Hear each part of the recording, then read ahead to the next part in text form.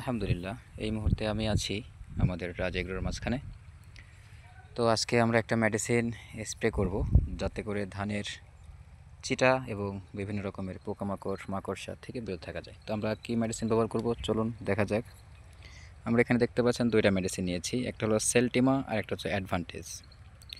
এই দুইটা মেডিসিনই হলো নাফকো নাফকো গ্রুপের দুটি প্রোডাক্ট।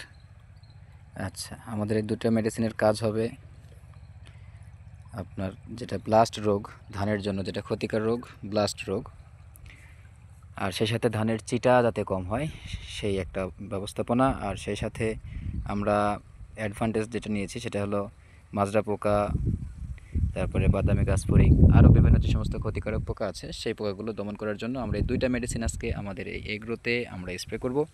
এবং সেই সাথে আপনাদেরকে পরবর্তী ভিডিওর মাধ্যমে আমরা আবারও দেখাবো আমাদের বর্তমান পরিবেশ।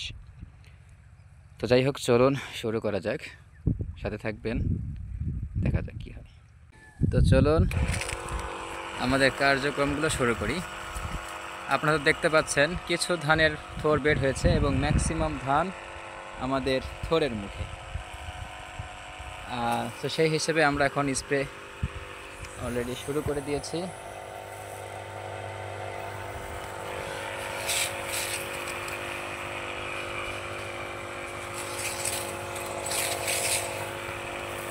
আমার ধান হয়ে গেছে প্রচুর লম্বা, মোটামুটি প্রায় মাজা গলা অবধি।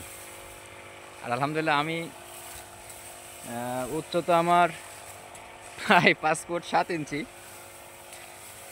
কিন্তু আমি আমার ধানের জমিতে এখন কেমন যেন ব্যাড করে লেগে যাচ্ছে, হাত টান করে করে মারতে হচ্ছে।